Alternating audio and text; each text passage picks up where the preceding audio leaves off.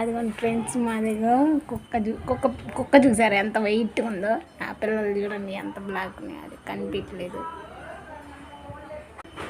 ఇప్పుడు ఆ చెప్పులు అట్ట తీయాలా అని చెప్పింది నాకు నుంచి మా అమ్మ కర్ర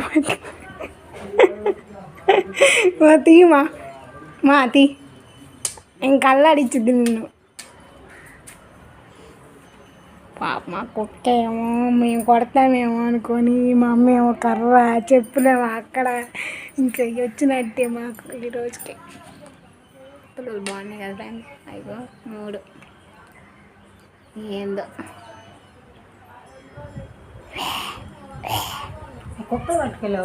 మొఖం పగల కొడతా, అర్థమవుతుందా?